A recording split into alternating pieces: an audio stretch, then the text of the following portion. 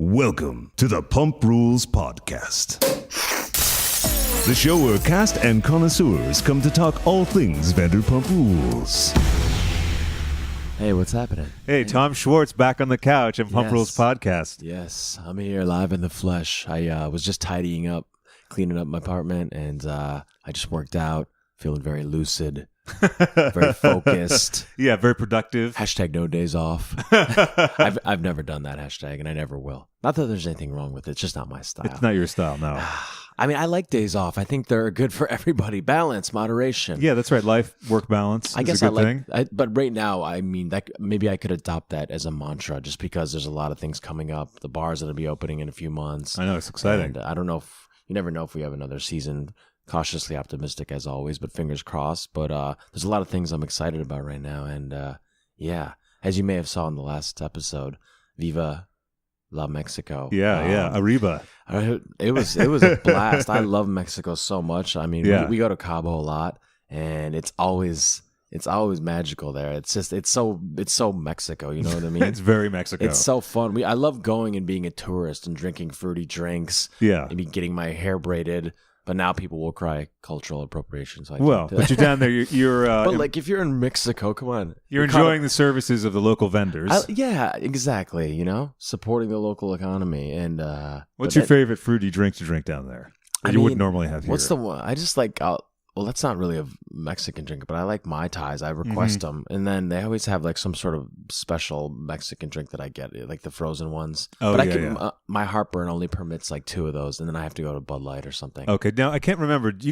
You and Katie do Tums, right? That's your go-to for heartburn? Yeah, I only take half Tums though. Oh, yeah, I don't yeah. know where I developed this habit. Have you ever seen me do it? I think I've heard you be kind of cautious because, whereas with Katie, I've said, how many Tums do I take? Do I take 1 or 2? And she was like, dude, you just take, like, she was kind of shocked that I was being so, like, a fraidy cat with them or something. Yeah, I think some study stuck with me, and I don't remember it at all. But it left its mark on me, and it was saying something about taking Tums in excess. Obviously, almost anything in excess can be dangerous. Sure. But there were some studies that indicated that it can lead to some sort of I'm going to stop talking because I don't remember the article. No, I know what you mean, though. It's something. It's not that it's chalk in there, Yeah. but there's some kind of whatever it is in there. If you have too much of it, it can screw up your intestinal tract. Yeah. We're not but it's a slandering slow... Tums, by the way. No. Tums, if you want to sponsor, please reach out. I just take half. I nibble half of it. Yeah. And then I hate to say this because it's wasteful, but I just toss the other half. See, up till that point where you toss it, I was going to say that's a good philosophy with any pill. I don't know why I don't just set aside the other half for next time. yeah. Instead, I take a nibble and then I break it off. I gobble it up and then I toss it in. Yeah. So carelessly, wastefully. I'm picturing you like throwing a glass into a fireplace. That kind of abandon and wastefulness. God, all right. I'm all right. Right before we switched the mics on, Yeah. I was talking about you're enjoying a LaCroix. What flavor is that? This is one I've never had, and I have to say it's very pleasant. It's peach pear. Peach pear. Okay. It's a nice combination, match made in heaven. Because I offered you a beer, and you were saying, no. It's fragrant too. Like when you put your nose up to Let me take give a it sip. a Take a hit sniff. of that. Yeah. It's really nice. That is rather Props pleasant, to actually. LaCroix, by the way. They're killing it. They got a lot of great flavors. Maybe we'll have like a LaCroix themed cocktail or something at the bar. That's a good idea. And you could switch it every month with a different new flavor I of love theirs. LaCroix. I like their packaging. And also, that's a very accurate scent. If there was a candle with that scent, maybe. Oh man, don't get me started on candles. Are you into candles? Oh yeah, Voluspa or is it Voluspa? Oh, I don't know that They're brand. like those high. They're kind of bougie. Yeah, bougie candles are a good time. They have some incredible scents. Like I had this one called Casa Pacifica, and it like perfectly captures what you might imagine a beautiful house in the Santa Monica Hills over in Malibu to smell like. Sure. It's so unbelievable. And they have this goji. All right, this is not good. No, this is great. We're losing No. your listeners. I'll by the wave and second. start crying. Listen, once like around like 33, I started like fully appreciating candles. Yeah. And it's nice to walk in your apartment and have that nice. Like I got this new one that I'm kind of obsessed with. It's give me a second. I also like these martinis. It's that white fruit, lychee. It's okay. Oh, shout out to Voluspa, lychee flavored. Candle. Oh yeah, I'm about to go grab it right now. Should we take a? Yeah, why not? Let's take a candle break. I'm currently burning a pink magnolia candle because I've really fallen in love with bergamot blossom, but I couldn't find any the last It's time I went. subtle. Yeah. But this is not up to my standards, Craig. It's not up to mine, actually. It's just, this is a fill-in. Look at this subtle packaging. It's okay, but I need more glitz and glam. Yeah, you want a very ostentatious kind of candle. Yes. Yeah. Something that really sits on the Regal. table. Yes. Yes. Heavy. Yeah. Substantial. But yeah, having a good day. I was cleaning up, working out, being productive. I caught myself singing Christmas, not carols, but every once in a while. That, especially, I think I've done this around you. Or you've witnessed it. I'll just be like vacuuming, and I'll be like, chestnuts roasting on an open fire. You know, with all the music going on the show now, there'd be a Vanderpump Rules All-Stars album. I think maybe a little Christmas EP tied in with TomTom. I don't think I got the chords, the pipes for that. I could just hear a trumpet solo on that already. Yeah. And a penis flute number. Yeah, I saw that, by the way. That was great. Also, not the first time he's ever played the penis flute. Yeah, right. Right. No, I meant, that was not... anyways. No, he's had a long history with the penis flute. We used to have one floating around our apartment when we all lived together. Some sort of iteration of a penis flute. Just everyone would grab it when they felt like it. Yeah. It was a ritualistic thing, you know. It's passed around. Before we would hit the streets every night, you know, we would have a few drinks, tailgate, and we'd play the penis flute. Yeah. Pass the penis flute, bro. Yeah. It's a good bonding thing with your bros. Thank you. That's what I was getting at. It was. Never mind. Well, we were talking before also with the LaCroix that you're kind of staying away from boozing during the week. That's been sort of a ongoing theme of the season. You're drinking. I was a little. I mean, I love drinking, and I probably always will drink. But you know, I always preach moderation, and maybe in the past few years I haven't practiced what I preach. You know what I mean? Just maybe, yeah. Yeah, just okay, probably. I'll give you that. More than likely, because I mean, I know I don't want to develop a reputation as a lush, but I do love falling apart, and for the most part, I think it's really good to do it. Like a master reset. Yeah. Just hit the bottle, listen to some good music. You know, there's so many reasons I love falling apart. But when there's an imbalance and you're doing it too frequently, it's not good for anybody. Well, it loses the spark for everyone. Exactly. On either side of it. Yeah. Yes, it should. You know, every blue moon you should fall apart at the seams, I think. But I was just a little sloppy overall. I wasn't super focused over the course of the past year. I don't know what it was. I don't know. Why was I numbing myself? Because it was maybe one of the happiest years of my life. Right. You and Katie have been really solid. Yeah. But I don't know.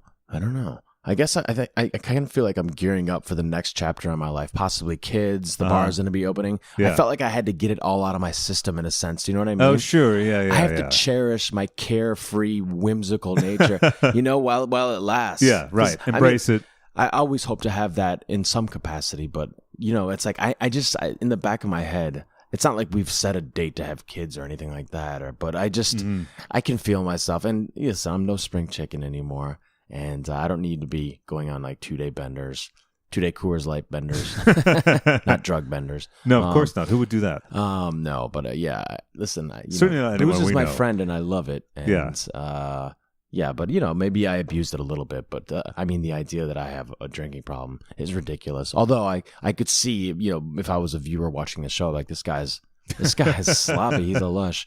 But you know, maybe I drank a little too much last year. In Mexico, I stand by my falling apart in Mexico. However, I can handle falling apart. I have a really high threshold for alcohol, contrary to what you've seen, but. I barely slept in Mexico, and that combination is just my body just gave out. I'm on the wrong side of 30 now almost, and I can't handle that.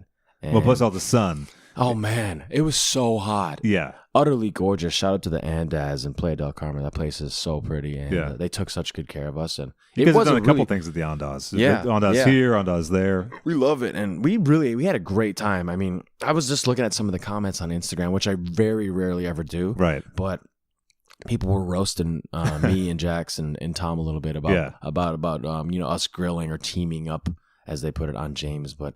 It was, you know, it all just like so many things in this group of friends. Yeah, it just stems from some minor miscommunication, then it snowballs, and that's what happened.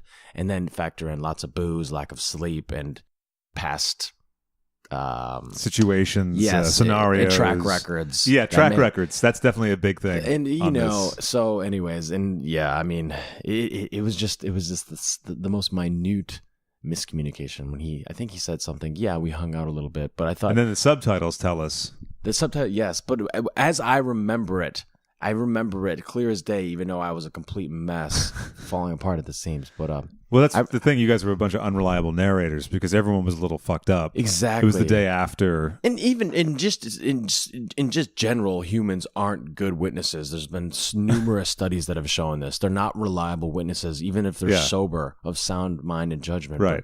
But, we were not of sound mind. We were in full, judgment, spring break 99 mode.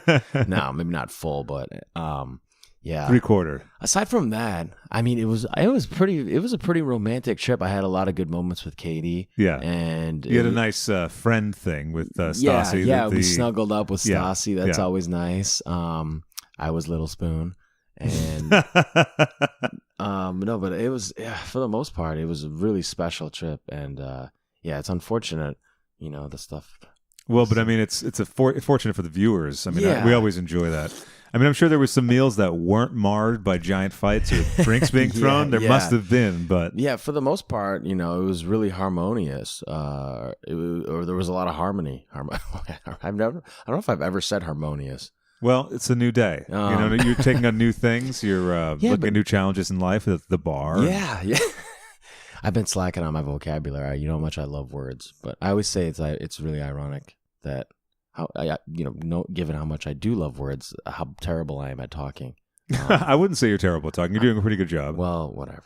You're just saying that because you're a nice host and you're my friend, and you have to say it. Yeah, that's right. You got to butter up your guests. It was in that contract thing we signed. Yeah. You had the Coors Light chilling for me, didn't you? Oh, it's the fridge is loaded with Coors Light. I declined today. Yeah, I feel good and healthy, and that's great. But then I'll be back.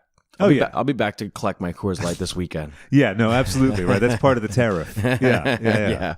Let's see. Let's see. Are we going on tangents? That's what a podcast is. It's going on tangents. Yeah, I try not to do it too much. There was some stuff at the beginning of the season with the mystery girl who maybe you made out with, but I don't know. My personal take on that was it seemed a little bit too vague for I mean, any of that. I don't want to go down that road and rehash that again. No, I've done it like 50 times. But listen, I got it. No, it's fine. But no, we can a little bit because there's listen, I've done that in the past for sure, and that was like textbook exactly what's happened. But again, we're talking about track records. Yeah, like you said before, fighting against the track record is a tough thing. Apparently, my blackout subconscious self is like some sort of Casanova, but kind of like a cute middle school version where you just like sort of make out a little, maybe nuzzle the neck. Yeah, no, I know I make light of it, but no, it's not really like that type of stuff can tear a relationship apart. And like that's another thing about like getting blackout drunk and shit. It maybe. I don't want to ever black out again. I love getting wasted. I love having a good time. A light brownout, maybe. Yeah, exactly. You have to keep your whereabouts. I'm too old. I'm getting too old for that shit. Yeah. Danny and Mel, it's like, come on, dude. You don't need to be blacking out in your 30s. I mean, maybe every once in a while, if you're in Mexico. Sure, yeah. When the moment calls for it. Situational appropriateness. Exactly. Yeah. But listen, when you getting yourself into situations that can jeopardize the relationship that you care so much about and the person that you love more than anything in the world, it's like, dude, it's not like this was happening on a weekly basis or something. Right. Still, just even as many times as it did happen is too much. Once is too much. Yeah. But if we go back even farther, I don't want to get too deep. That's all right. We can go as deep as possible. No, like in the past, I can understand what happened way back early on in our relationship when it was just a kind of a disaster and I wasn't happy. Sure. She wasn't happy. We broke up sometimes. Like, it was rough and tumble sometimes. Yes, like I was reckless. I was reckless in regards to the relationship because I was unhappy at points in it. And so, it didn't surprise me. Got wasted and made out with some chick or something.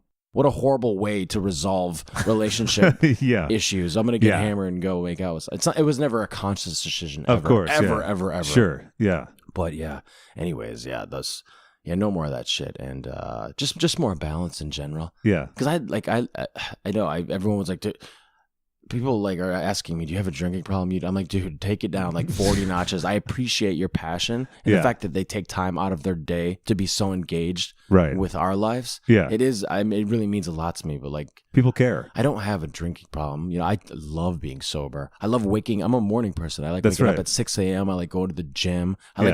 I like getting everything done before like 9 a.m. It feels so good. Yeah, I read. I'm like a sponge in the morning. Right. And I like having the beautiful Los Angeles mornings all to myself. Sometimes we'll go outside with the dogs. Well, I'm kind of their bitch. They wake me up at like 6 o'clock. They have me trained really well. And then the birds are chirping. It's like sometimes it's foggy. It's slightly overcast. It's like this romantic, like West Hollywood haze. Sure. Yeah. No. Absolutely. Yeah. And anyways, I love mornings. It's in my nature. I was genetically predisposed to be a morning. I'm like my dad. He gets up at 4:30 every day. I'm a little jealous of people who can sleep in. Like it is a great luxury. And don't get me wrong. I've had days where I sleep in until like 1, but. Those are, I could probably count those on my hands. Yeah. Yeah. It's hard. It does feel better the more you have of the daytime. Like my schedule can rotate because based on times I'm editing stuff or working on certain projects that have a specific due date. Yeah. And then everything goes out the window. Do you know what I mean? Yes. But then you really notice the lack of if you're away from mornings too long. Yes, exactly. Yeah. I know. It can be a bit depressing. Just this coming from testimonials from some of my friends who have a tendency to sleep in. We won't name names, but like people who do sleep in late. I mean, you can be genetically predisposed, from what I understand, to be a morning or a night person. That's true. And the people who do sleep in late, they tend to make up for it tenfold. When they do start their day, they rock and roll. Right. And they are a night owl. I'm just not a night owl. I can be a night owl, but I don't like when it goes past the point, like when the sun starts to come up. I mean, this is not a novel thing. That sun judges so hard. It's such a harsh feeling. Yeah, it's a really bad feeling. We've experienced this together. Yes, we have. When you're still drinking and it's like 5:30 a.m. and that sun comes up, it judges hard. Yeah. Things turn real quick. When I was in my 20s, it never judged. I was like, "What's up? So good to see you, son. I missed you, man. How was your night?" We made it. Now it's like I'm like a vampire. Yeah, it is. It is like that. Yeah. You need your sunglasses immediately. Totally. Mexico. Yeah, are we mostly talking about? We can talk about all sorts of things. So Mexico, I think kind of covered it really. Yeah. I mean, I felt kind of bad now, and especially in hindsight, seeing it play back and everything. We were gonna maybe go to Cabo this weekend, a romantic getaway for two, me and Bubba. Oh, very nice. But I think we put the kibosh on that, or is it kibosh? Whatever. Either one. I think it's a regional difference, probably. Whatever. But yeah, have you ever been to Mexico? No, never have. I love it there. Yeah. That's so fun. I bet I'd like it. I just never found the cause to go or whatever. Dude, you should do a Cabo trip. Yeah. You want to go to Cabo? That'd be fun. Right now? Let's do it. All right, we'll check listeners. We'll check, fuck the podcast. Oh man, I love the. I mean, I guess technically I could do that, but there's a million. It's. Don't you have date night tonight? Though you can't do that tonight. That's right. It's like, well, technically I don't have anything to do today, but there's a million things I need to do. Yeah, well, especially now with TomTom ramping up. Yeah, I mean, it's coming around fast. I mean, it's maybe like 70% done, and like it's really coming together. I was just in there a few days ago, and I mean, we're working with the dream team here. We got Ken and Lisa, the best mentors ever. Sure. And of course, Sandy Schwartz. And then we got Nick Elaine, this incredibly talented artist that's been in the business for 20 years. Is he the guy that we saw on the show with the... okay, right. When you guys were a little bit maybe falling apart in Vegas. Yeah. I like, though, that you guys... Oh, of course. We were over-eager / falling apart. And also my favorite thing is when Lisa is like, now listen, I don't want any shenanigans on this trip because it's so funny to me. It's the code word for like... whatever happens, it's great. Yeah, because if you guys weren't messed up, what would have happened is they would have been like, "There's this wine, and then there's this wine, then there's this wine." No, well, Lisa knows. She Vegas is like my kryptonite. I love it so much. I know it's not for everyone. It can be a polarizing place, but I love it. Every time I go there, I don't sleep. I don't necessarily get like utterly hammered. I'm just drinking consistently. I love gambling, not like in an addictive way, but I love the sport of it. I love the gameplay. Sure. And I love all the weird people from all around the world. They're stumbling around in a daze. Yeah. The slot machine zombies with like dead stare in their eye. I love the stink of like stale cigarettes and cheap drinks and expensive drinks and everything in between. Sure. I really love Vegas. It's such a great town, and I know a lot of great people out there. Katie's mom lives out there. We've talked about that. Oh, that's right. Yeah. Well, I mean, it's a big adult theme park. Really. Yeah. I mean, I could totally be happy living in Vegas right now. Like Summerlin's great. It's like 40 minutes or 35 minutes from the Strip. Oh, just far enough. Gorgeous suburb. Really, really nice like shops and restaurants. Yeah. Yeah. Well, the Vegas, restaurant scene, it's like insane there, it's right? unbelievable. Like world-class cocktails and food. Yeah. Oh my God. Right. And I like the best of both worlds. I like hammered 4 a.m. White Castle, Right. or Chipotle or whatever. Sure. Yeah. To McDonald's, whatever's open. Or, I love going to like Mr. Chow and Caesars. Shout out to Caesars, who always takes such good care of us. We know a few people who work there. Yeah. And they're awesome. I love so many places. What's your next favorite next to Caesars? I really love downtown Vegas too. There's lots of really good like new bars, lots of like young chefs moving there, mixologists, really top notch, first rate stuff, and cool like divey fun scenes. I love the Golden Nugget, love it. Golden Nugget. Golden Nugget looms large in the legend of Vanderpump Rules. It sure as well. does. Yeah, a lot of history there. Yeah, and, the pool, seen some action. It's probably my favorite overall. I think it's like the best of old school Vegas and new school. It still has that old school charm. Gotcha. But, yeah. it's still very contemporary and updated in nice rooms. But yeah, anyways.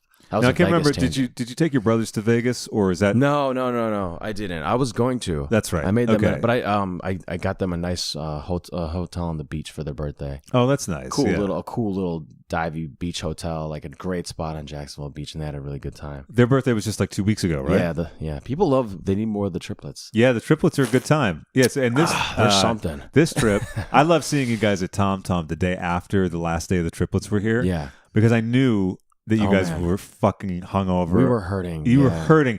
You kind of barely could pull through Sandoval. No. Which way was it? Well, whatever. Yeah, we talked about it on the podcast before. Yeah, it was good, but you guys soldiered through admirably. Yeah, and I mean, I was running on fumes, but I mean, just being there, it's like it was so exciting just being there and being a part of this. And we're super excited.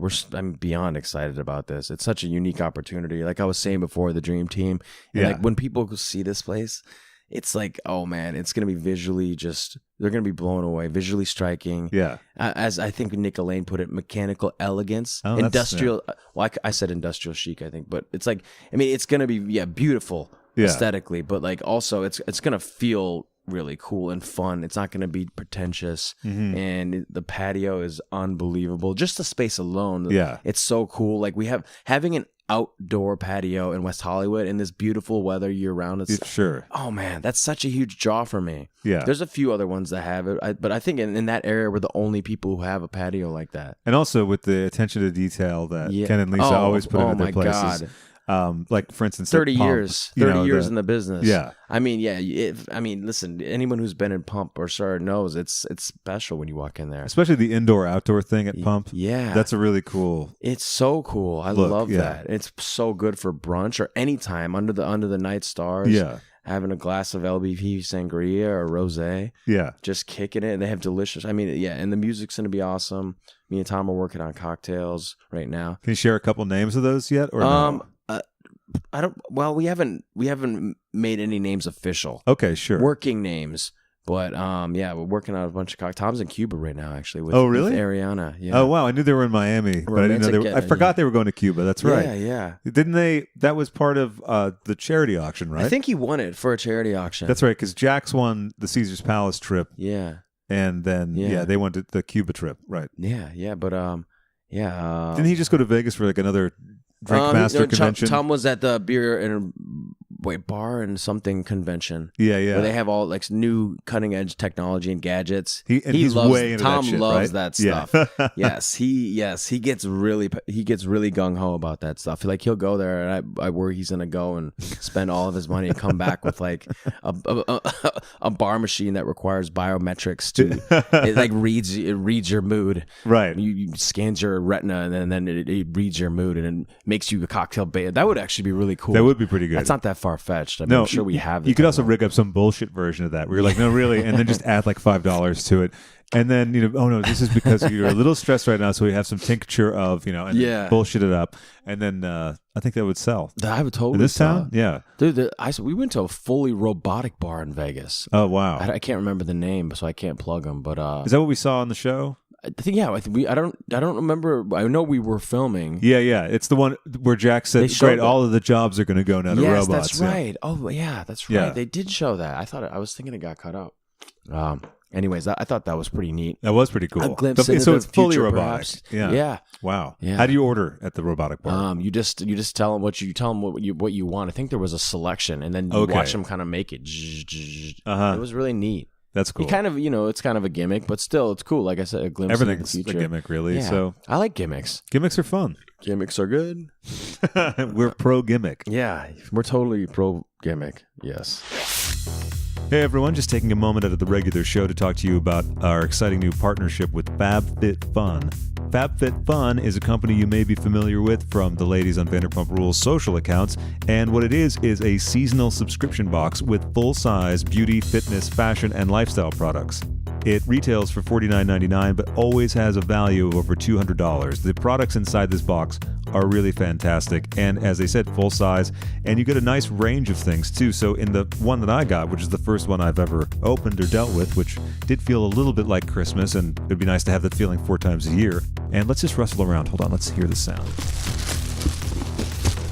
That's the sound of a carefully packed and lovingly curated box. It's nice to get a gift in the mail, and you're giving the gift to yourself. So again, check out fabfitfun.com and use coupon code PUMPRULES for $10 off your first box. Some of the contents you can expect to see in these boxes: skincare from Kate Somerville, as we mentioned, Dr. Brandt, and Juice Beauty.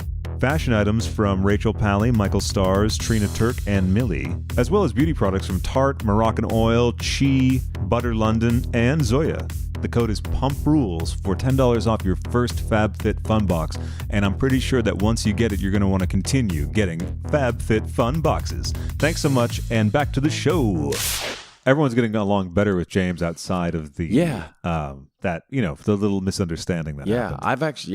I get excited when I see James now, as compared to maybe in the past. And I'm like, oh god, here we go. Yeah, boisterous man. As opposed to when you were swinging the vodka bottle at him at Mixology. Yeah. How far we've come. But no, and honestly, I got to give the guy credit because he can be incredibly hilarious when you're hanging out with him. Yeah, I call him the London Lip. He can be a real fast talker. I think sometimes it goes too far, but lately he's been hilarious. He's doing his thing. He's focused. And he's a really talented DJ. Sure. Yeah, and, we see him rocking dude. the house in Mexico. Yeah, exactly. Even Jax had to say that he did a great job. Yeah, I'm sure he'll be in TomTom TomTom once in a while spinning. That'd be cool. We'll have a variety of DJs in there. Yeah, I've heard. I'm super excited about the music and ambience in general. Yeah. And really cool. Slowly starting to work on the menu now. Be an emphasis on shared plates. Oh, that's cool. I mean, it's going to be really cool. Gorgeous spot. Any kind of food that you guys have said, like, absolutely, we do not want this, or styles of food that you don't want? Not really. I think we're kind of open to everything right now. I just wanted to be, like I said, emphasis on shared plates like tapas and lots of, we'll want to have some delicious savory stuff to snack on when you're drinking. Yeah. And I think it's going to be a drink-forward bar restaurant. And it's definitely a restaurant. We're going to have great food. The kitchen's upstairs. Yeah. But when the kitchen's upstairs, that it's top-flight food. Yeah, dude. It's so good. It's going to be kept upstairs. I thought that was kind of neat because when you walk in, you walk into the bar and then you see this big, beautiful bar along on the left, and then it does free up space. Yeah, exactly. And then you look up, and there's going to be glass. There's going to be 2 glass windows, so you can see what's going on in the kitchen. Oh, that's cool. Really neat. Yeah, kind of a voyeuristic type of setup. And the DJ booth's up there. Nice. It's really cool. It's good to have the booth up above. By the way, just as a DJ, it's nice to not have it like where James DJs at Sir. Not ideal for like if you just don't want to deal with people like, hey, or if you're not come good here. at multitasking. Like, I don't know. I feel like I could do one or the other. Like unless eventually I imagine it becomes a reflex DJ. Yeah. But still, like, when James is DJing, people want to hang out and talk. Which can be okay, but then it can tip over into But, nightmare, and it just takes one person. For every DJ, what am I talking about? Every bar I go, because I'm guilty of it. Like when I'm drunk in the bar and I'm feeling it, and the DJ is killing it, I'm like, oh, I'm gonna go request a song. Maybe I'll talk about I want to spark up a little conversation about a song that I heard that I liked. Sure, yeah. And then I like to riff with them, but I'm like, oh, dude, he's actually working. And he's in the zone. I don't want to bug him too much. I feel like you'd be okay doing it, and there's an acceptable level of it. At Videodrome in Boston, the first place that we were at, it was just like an area on the floor where I had a space, right? Yeah. And so people would come up and talk and be like 1 out of 15 people please leave me alone, basically. But everyone else had come up, they'd maybe request, and they go, oh, maybe now. I mean, sorry, maybe not now, but later. Yeah. And it was okay. It's hard to resist that impulse of not requesting a song when you're slightly buzzed. You don't have to be buzzed. You can be dead sober, but you're caught up in a moment. Yeah. And you're just like, I gotta hear some Kanye right now. The only trouble is when it's not a good match, or when people are there who are not enjoying the night that's going on. Yeah. They feel that they want to come up and say things like, hey, can you play something that we can dance to? Yeah. Which is especially rich when there's a full dance floor. So that's always fun. Yeah. My favorite one was, actually, there's this thing where people like to come up and request an artist that's actually playing at the time. Yeah. I had a guy come up to me and request, can you play like some Madonna? And I was like, you mean like this Madonna track? Yeah. And he was like, he tried to get out of it by going, some good Madonna. Yeah. Yeah, it was that. I was at a guess that's what he said. I sent him along to a friend. I waved to a friend. I go, hey, Eddie, hang on a second. This guy has a question for you. I just sent him along to be devoured by a Madonna snob. Dude, that's funny, man. Sometimes I would raise a question to the audience. I'd have a mic, and I'd be like, oh, she wants to know, and then they'd boo. Yeah. And then, right. That's an art form.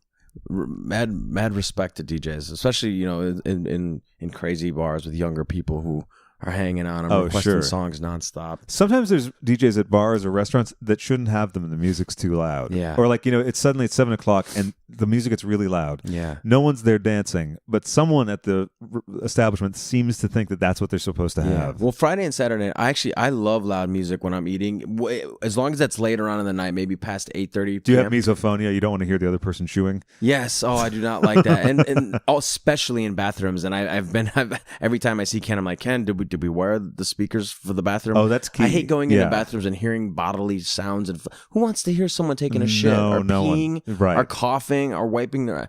No one wants to hear that. I want to hear some nice music. Yeah. I want to hear the music that's playing in the restaurant. And that way you still feel like you're part of what's going on out there too. That too. Yes, it keeps the vibe going. And we were just in New York not too long ago, and I forget where we were. It was a really cool hip spot, but every place I love eating at always has good music. And it's loud, not too loud. It's not obnoxiously loud, like but in the vibey club. loud. Like there's it's a certain vibey and it's loud, and like you kind of borderline have to raise your voice a little bit to talk to the person. I don't like when you have to shout, but like I like that. I like it very energetic, and upbeat, and I love music when I'm eating. Yeah, man, when I'm in a quiet rest, it depends on my mood, of course. Well, sure. Like if me and you were gonna go grab lunch right now, I don't want to, if they're bumping 50 Cent in the club.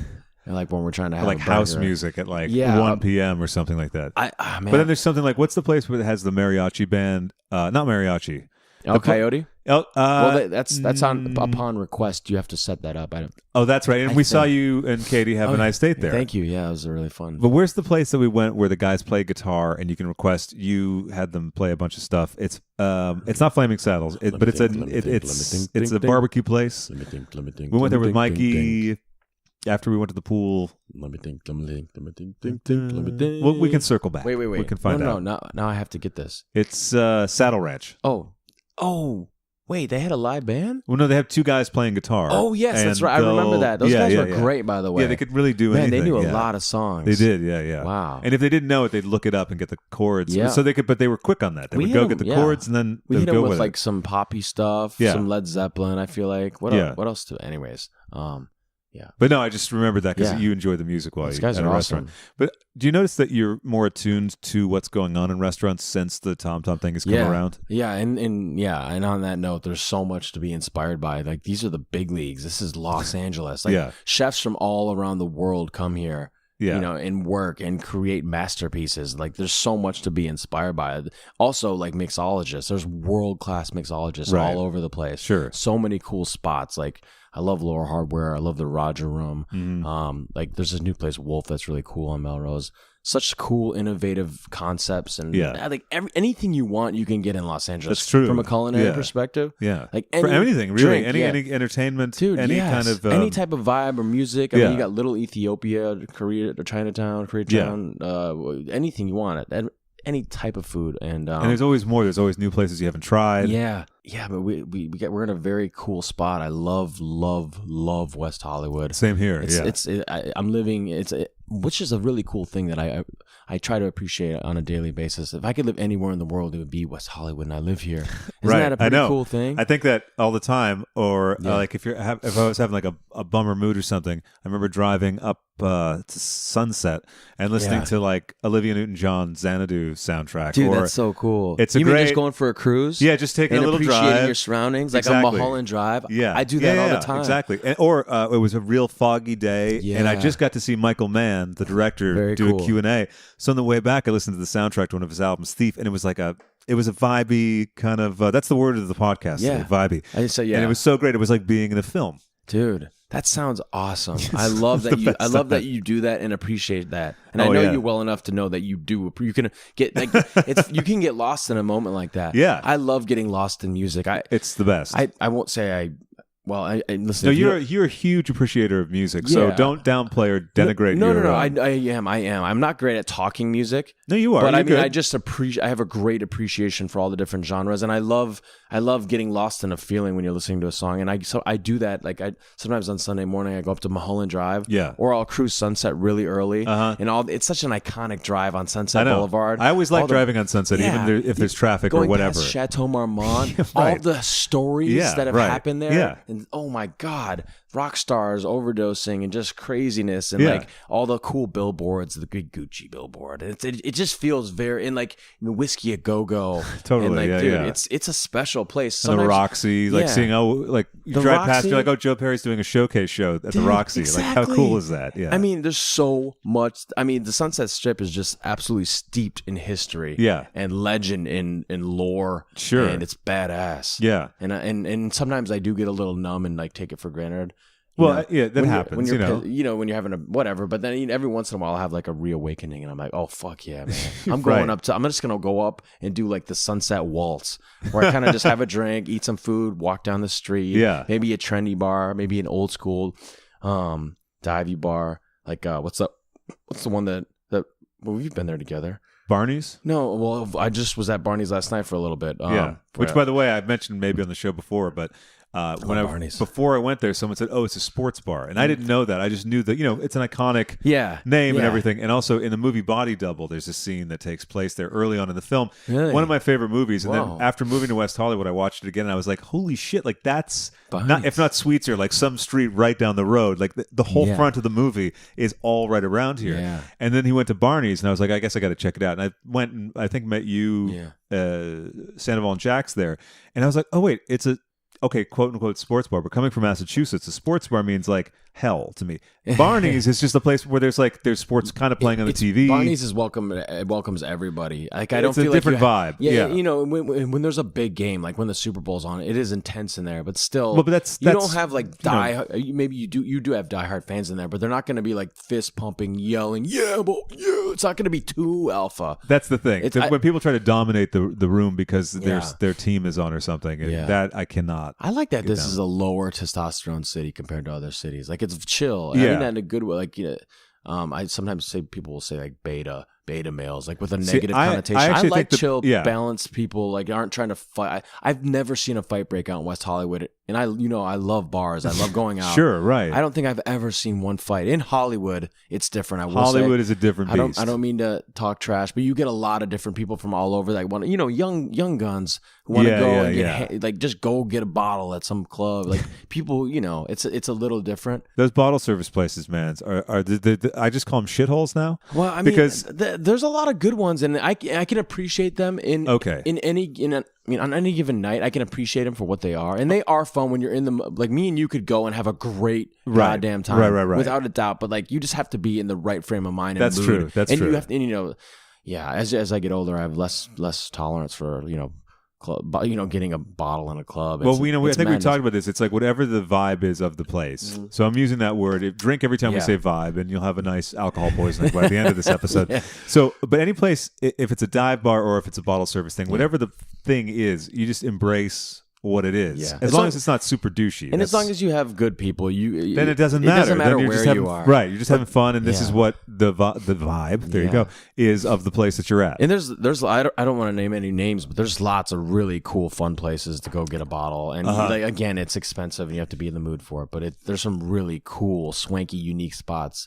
My favorite thing about going to like a thing that has bottle service is no one is interested in the bottled water, and I'm all over that. So I'm just like, no one cares, and I don't have to go through the hassle of going to fucking ask for a water at the bar. Yeah, it's that's great. funny. I like that. And it's always like a giant bottle, a nice brand, and no one gives a fuck. Although I notice sometimes I always like to watch the bottle service, like say at Break Room 86 or something. Yeah. The mixer, not necessarily that place. Great spot. It's a fun place, but the like sometimes like I'll notice the mixer ratio will be off. Yeah, and then you see people sort of making weird decisions with what they're putting in their drink. Yeah, like there's a bottle of booze there. Yeah. You have free access to that, but like you can't quite make a drink. It can be a slippery slope for some, and by the end of the night, almost everyone is just dumping it on rocks or directly in their mouth. That's right. By like the last half hour, people don't. They're just like mayhem. Whatever I can get done with this is what I'm going to do. Yeah. But yeah, I like clubs in moderation. I haven't been to one in quite some time now. Sure.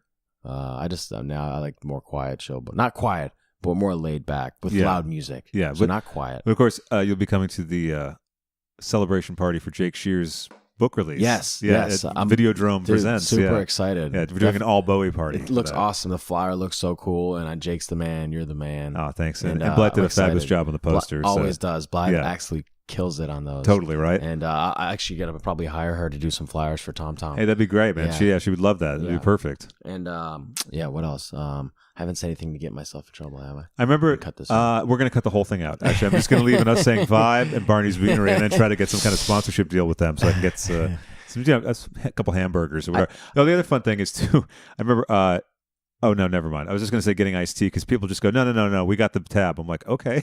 Oh yeah. Because they're like, whatever. That's your like tab's like $9. Yeah, I know. That's like if I'm going crazy. Guy drank like a liter of Lipton's unsweetened iced tea. Yeah. I also like being at Pump when we were getting pictures that time for my birthday, and I was like, okay, listen, because I don't want to get up, just bring me a pitcher of iced tea. And they were kind of like, they didn't follow me, and I was like, sure. Oh yeah, I got a pitcher. Yeah. And then they were late bringing it and I said to someone, I go, it's all right if it's non-alcoholic. They they forget it. Of course, because there's no money in non-alcoholic. No, exactly. Like, you hand the bottle service girl 20. You're like, keep the iced tea flowing, baby.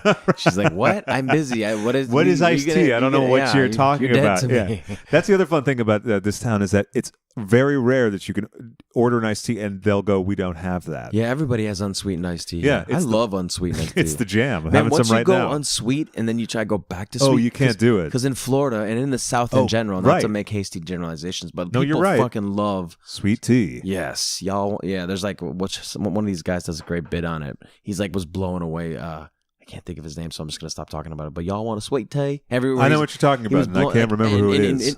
Yes, like lots of places don't have unsweetened tea. No, they don't. Yeah. And they don't know from iced coffee either, because I used to be an iced coffee drinker. Yeah. And then right around the time I moved here, I switched to iced tea. And down south, I was on a tour about 10 years ago and could not get iced coffee. And I tried the sweet tea once. I had 2 sips. I was like, I can't hack It's this. cloying. It's too much. It's way too much. It's like, but every once in a while, I gotta say, a nice glass.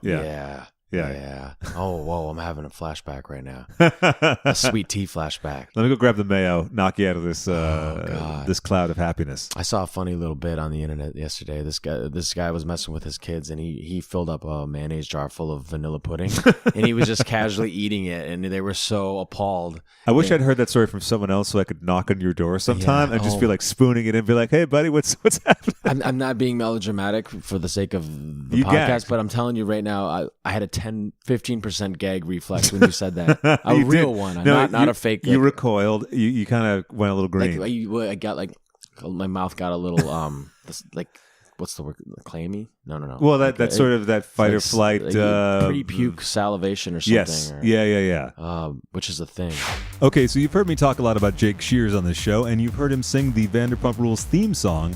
So now, if you live in LA, it's an exciting weekend because Saturday, April 14th, Jake Shears and Videodrome Discotheque, me, present Boys Keep Swinging, an all-David Bowie party to celebrate the release of Jake's book, Boys Keep Swinging.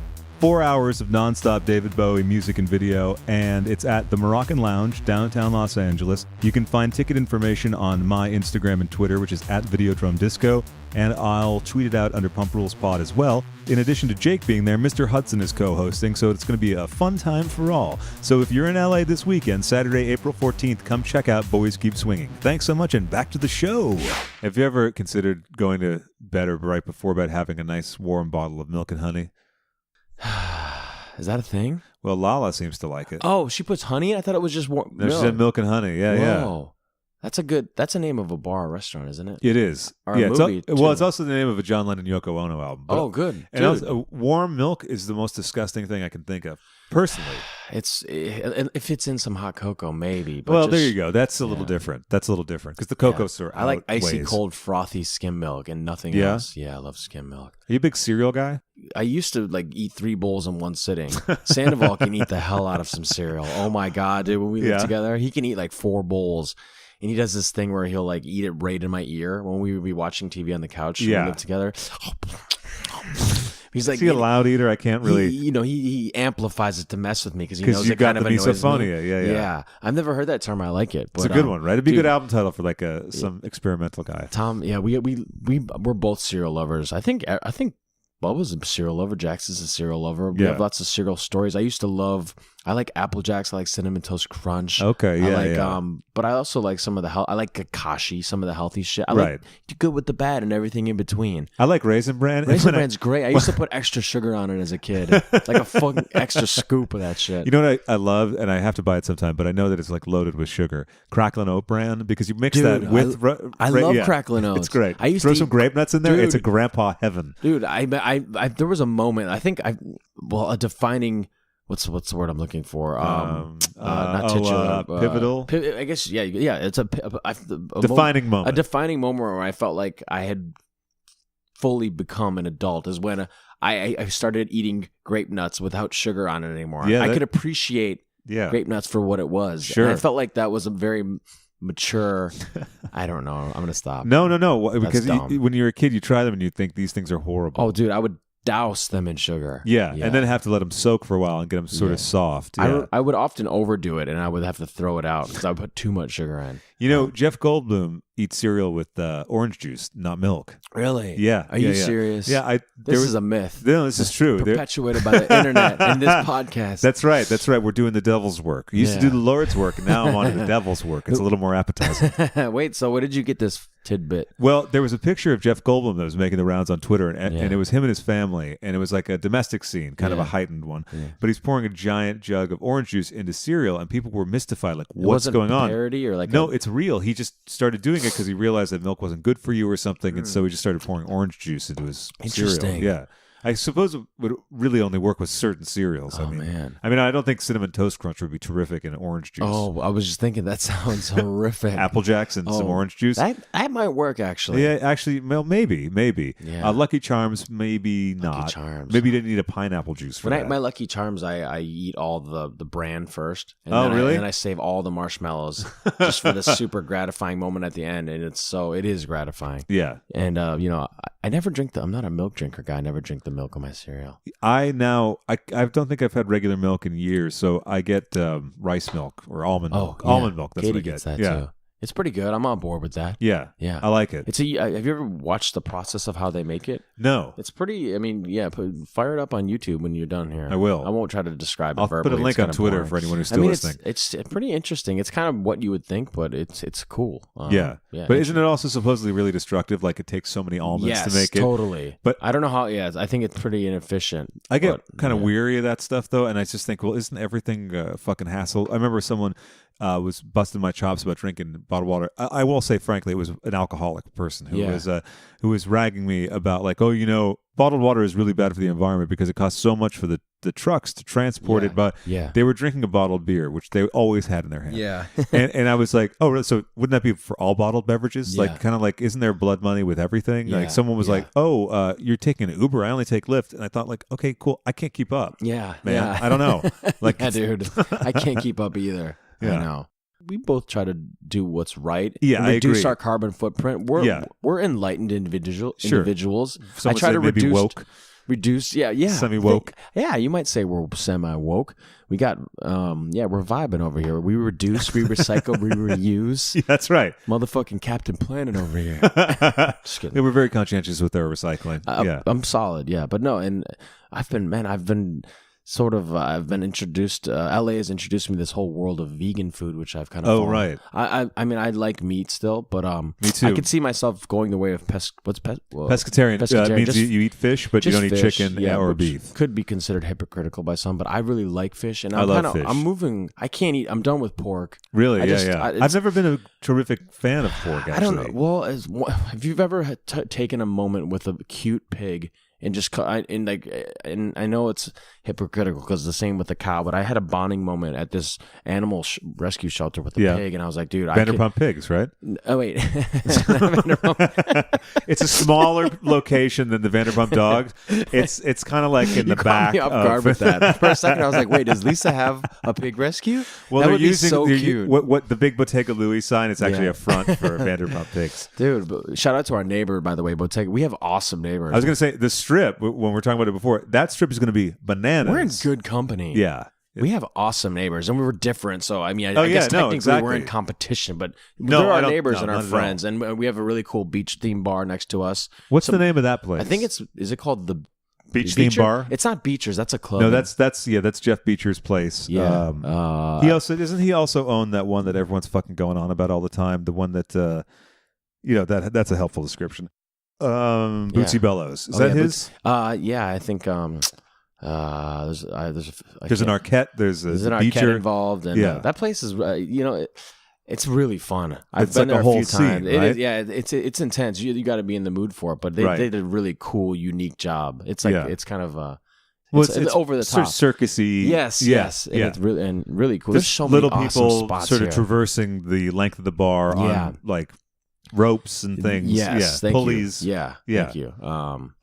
But what was I going to say? I had something else I was going to say. I forgot. Well, you were still thinking about Vanderpump Pigs. Yeah, I was. Oh yeah. So yeah, I don't know. It's you were you had a moment with a pig who I've read some things where people say, if you realize that pigs were smarter than dogs or something like that. Yeah, I mean, and just I don't know. Eating. I mean, I'm starting to. I don't know. It is. I do love meat, but man, ethically, it's hard to make the case for. I mean, I know life eats life. That's the way of the world. Sure, but I mean, we have a choice. We don't need to eat meat. Although I don't know. I don't want to get into this. Actually, that's okay. I haven't put enough thought into it. Yeah, I'm not vegetarian. I'm not vegan. I just had a burger yesterday, but I can see myself going that way sometime in the next few years. Well, especially because the options here are so great, so good. Yeah. Oh my god! So this whole episode is about the vibe of Los Angeles. So hopefully you're enjoying it. Yeah, and I don't know if you've seen anything, but lab grown meat's coming soon. Well, isn't that the Impossible Burger? Well, isn't that's plant based, and that's delicious. Oh, okay. Honestly, if you didn't tell me, I would barely notice. But when someone does tell me, I think mentally I prepare for it a little bit, and I'm more discerning when I bite into it. Sure. Because I'm like, okay, this is a plant derived burger, right? And I'm a little more of a harsher critic, but it's still delicious. It's fantastic. And if you've had it, I had it at Crossroads. It's the one meal I had at Crossroads. Delicious, fantastic. Yeah. Are we okay? Oh yeah. Oh, I thought it was cutting out. Was it? Oh, it's on your headphones. Yeah, it's okay. It's fine. But is your headphone okay? Crossroads is a great spot. Shout out to them. Yeah, I got to check out some great more cocktails, stuff, great food, and we're gonna have some really nice vegan options on our menu. Oh, that's great. So and cool vegetarian options, and we'll have the comfort classics too. Well, we just started talking about the menu, but Ken and Lisa are working on it, and we're gonna get in where we can fit in. We have some suggestions, some ideas. I remember Sandoval as junior partners. Yes, Sandoval was like adamant. He's like, we are having toasted raviolis on that menu. That's a St. Louis. Is it? That's a dish that's very near and dear to. It's kind of synonymous with St. Louis. Toasted raviolis. I didn't know that. Yeah. But I know that you and Jax and Sandoval, I'm not going to say you talk about ravioli all the time, but I'll say it comes up when you guys are talking about food more than I've heard anyone else talk about ravioli. I think a lot of that just stems from the song that Tom wrote about raviolis, which is a rendition. You've heard him sing it, right? I think so, yeah. It's a rendition of that Bon Jovi song. Woke up in the morning, and I raised my weary head. I knew I had to have raviolis, or I might just wind up dead. That's right. Bon Jovi, who we discussed on the short run series for the Jackson Brittany show. Yeah. Sandoval's in like 2 or 3 Bon Jovi videos. Yeah, a lot of people don't know that. Yeah. And Tom's done a bunch of music videos. I think a lot of You've done, yeah. I did one with Nervo, which is a really popular electronic band. They did a track with Jake Shears. Yeah. Oh, they did? Yeah, Wait, it's called did we The Other talk about Boys. this? I don't know. Check that out. I might have played it for you, but it might have been right when the sun was coming up. So I'm not sure if that registered. Yeah.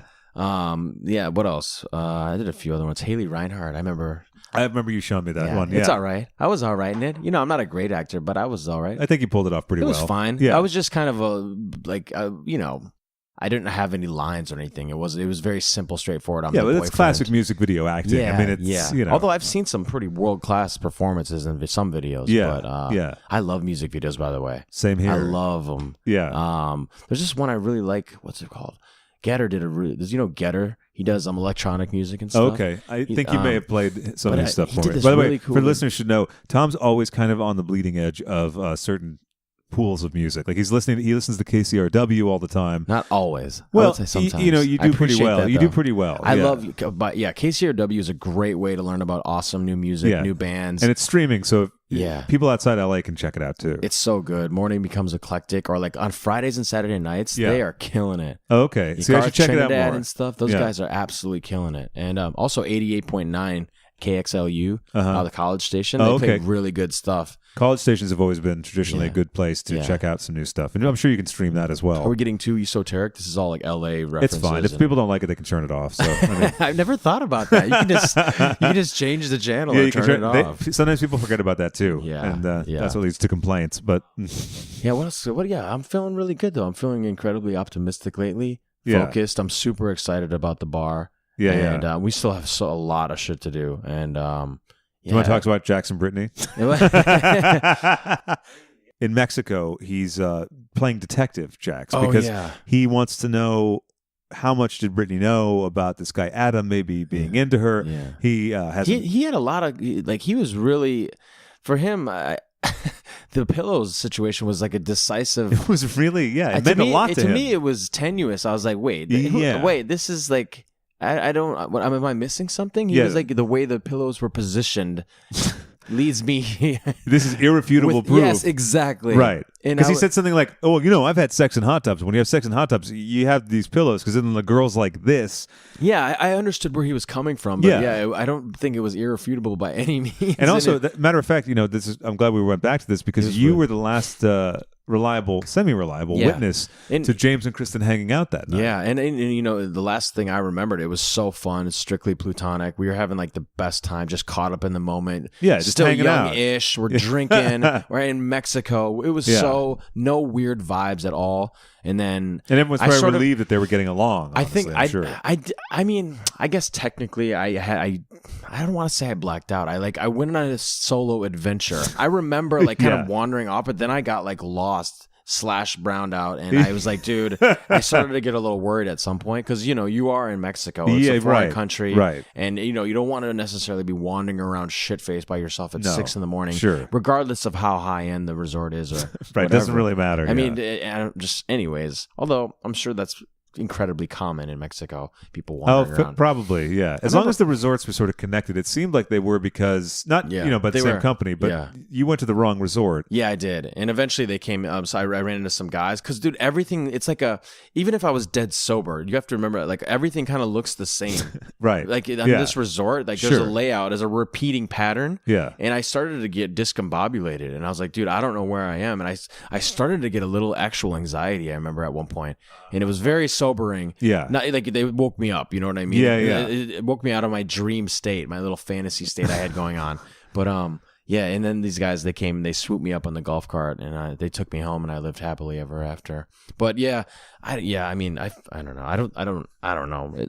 it's pointless for me to weigh in. I guess I don't think anything happened, and I think it definitely all just stemmed from a miscommunication, and it got blown way out of proportion. But in our defense, I really thought that he said that in that moment. Yeah, I right. thought Jax asked him that, and I thought he said, yeah, a little bit. And also Peter's recounting of it was, and Peter was clearly nowhere near as sort of wasted. Peter was as you fine. guys. He was not drunk at all. And what he said to James later on in their shared room was totally different from what we saw on camera, which is just another example of how your memory sort of works with that. Exactly. And also if the general vibe, there it is again, everyone take a sip, that is that they did something or something happened, then that informs the way that you think about it. Yeah. And, Sandoval wasn't saying very clearly, hang out, hook up, whatever. And he was kind of muttering it. And so you can see.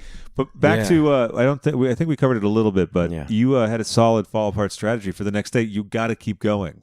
Oh, dude, yeah. At that point, it's like it's either I'm gonna die or keep drinking. And I'm sorry. I mean, I may sound like a degenerate when I say that, but I know if you've ever been a drinker, you know that feeling. There's some times where you're like, I have no choice. Yeah, the only way I can make it to this day is to keep drinking. And everyone's like, oh my god, you sound like an alcoholic. I'm talking when you're on vacation in a very unique set of circumstances. Yeah, right. I'm not saying on a daily basis. No. Although I don't mean to make light of people's plight who are. Addicted. I don't mean to make light of that. I don't think you are. I don't think you are. I don't have an addictive personality. Thankfully, I'm really grateful for that. But when I do go hard, I like to go hard. Yeah, and especially if I'm on vacation. But I was like, I had no choice, and I drank through it for better or for worse. Probably for the latter. Poor liver. Shout out to my liver. Yeah, shout out the hardest to your working organ in the body. Props to your liver. Didn't get many days off the past few years. No. It did. Even at my worst, I'm pretty well balanced. One of my favorite things that you do when you're really, really wasted, especially on camera, is you wear sunglasses, and B, I love sunglasses. You pour booze from the bottle without touching your lips to it. Well, I do that as a respect because I assume someone else is going to want to do it with me. But usually, I'm just met with like disgusted expressions, like, dude. But, every once in a while, everyone was drinking on that trip. They weren't on my level, of course. Well, who is? Some people might. Hey, thank you. I think. Yeah, that's it. Definitely a sort of compliment. Yeah. No, I mean, listen, again, I'm perfect. I'm so happy just going to like dinner sometimes and having one drink. I don't. Yeah. But, I like going on my little benders every now and then. It's just that they got to be too frequent. The frequency, and it became too slop. I became a liability to myself. But dude, we're talking like such low stakes here. It's really not. Like compared to someone who has a real drinking problem, they would be insulted by. They're like, oh, what you didn't sleep for a day and a half and you drunk dialed your fucking buddy from high school or something. Right. Dude, it's pretty for the most part. You put on a country record and you cried a little bit. That's fine. It's very innocuous. Yeah, I mean, of course, in the past, I've done some messed up things, but I feel terrible about. Yeah. Well, at the beginning of the season, it was funny because you were upset. I can't remember why you were upset. And then you get a phone call. Oh, I know why you were upset. It's so funny. It's been so long that I forgot why you were upset because Jax had cheated on Brittany with Faith. And you guys were at Jeremy's birthday party, and you would hit a wall. You would hit some kind of booze wall, and you were just crying a little bit. Well, you were upset about Jax. It was that was a little tiny piece of it, but the cameras can't catch they can't be everywhere at once. No, of course. What the root of that was, first and foremost, a lack of sleep. I barely slept the night before. We drank a lot. And you were trying to keep Jax. I was trying to keep Jax. I mean, I did. It was, dude. That was like literally the day after, wasn't it? Now that's right. I remembered that. Yes, that's right. Because you remember, you guys walked in from Sheena's party, and it was like a funeral procession, and we were like, "What's going on?" It was a whirlwind after that. And, it was really intense. But also the root of it, and the real reason I was crying, which they didn't catch on camera. They can't be everywhere. No, of course there's too not. much going on. Yeah. And we have like 50 friends. But my dad actually had an emergency surgery. He had a blood clot in his arm. Oh, that's right. I forgot that was. They told him literally if it would have been like another day late, because he's kind of stubborn. If it would have been like a day later, he might have died. Oh wow! And it was really serious, really serious. Right. And just like thinking about the mortality of my dad, who I love so much and care about. Yeah. He's my dad's my hero. I love him, and it just like it was devastating. And also the emotional chaos just going on in general. Yeah. Lack of sleep. Plus of sleep. That. Yeah. But I'm down with a good cry. It's good to be a good cry. Yeah, Tom's a great guy to cry with. Yeah. Jax too. Yeah. he's been through a lot lately, so that's an understatement. Quite an understatement. Yeah, I love the guy, and rest in peace, his father. Absolutely, yeah, totally. One of my favorite things that Billy said this season was when she met Jax at Pride, and she said something to the effect of like, "I know you got your own shit going on," which I was like, "That's the understatement of the season, right there." Yeah. Whew, I forgot. I mean, it's easy to forget, and also just that's like the dynamic of this group. We've been through so much together. Oh my God, we've been through a lot together. Yeah, and we always sort of work our way through it. Right. I'm surprised. But I'm not really surprised. Our love runs deep for each other. It can be polarizing, at times, for sure, but we care a lot about each other. Yeah. And, we've been through a lot. Man. Oof. And it'll just keep coming, which it never stops. No, it doesn't. I mean, it ebbs and flows, of course, like anything in life, and there's peaks and valleys, but, like, there's always something. Right. There's always something in this group. Yeah. Did you hear about this? I'm like, oh, what? No. I don't even want to know. Don't tell me that. Well, I think before this season, a lot of things that had happened this year wouldn't seem likely, because even with Jax, it seemed like he was on the path to whatever you want to call it. And I had just gotten married and like finally fully happy in my relationship. Yeah. And then, I go and try to fucking I didn't try, but I go and almost fucking maybe muck it up. Yeah. But then everything's been it's smooth since then. Yeah, it's been great. Everything's been awesome, and I can't speak for everybody. You never know what's going on behind closed doors, but from the surface, and we talk about our relationships and stuff. Yeah, but from what it seems like, I don't know. It seems like everyone's getting along. Yeah. But it always seems like that. And then all of a sudden this huge scandal breaks loose. This rumor starts festering, or anyways, blindsides us. I'm excited to see what happens on the rest of the season, and hopefully we'll see more of TomTom. I hope everyone watches. It's really good. I think they will. Yeah. I mean, if you made it to the end of this episode, thank you. Yeah. Thank you. Seriously, I appreciate that. And objectively, I can say it's an awesome season. It ends really good. I hope everyone watches, and come see me at TomTom. Yeah, I'm looking forward to seeing what happens on the rest of the season, and I have a feeling there'll be another season. It's just this one's been so good. I mean, and there's so much stuff. I mean, TomTom alone, it's going to be interesting to see what happens. There's a lot of stuff going on right now, so I don't know. Hopefully, but we'll see. Yeah, you never know. Hey, well, thanks again for joining me once again on the couch. Thanks, Greg. It's good to see you. Good to see you, man. All right. Talk to you soon. Later. Find us on Instagram and Twitter at Pump Rules Pod, or go to pumprolespodcast.com for more information. Email pumprolespodcast@gmail.com and follow on Facebook at facebook.com/pumprolespodcast. Thanks for listening, and see you next time.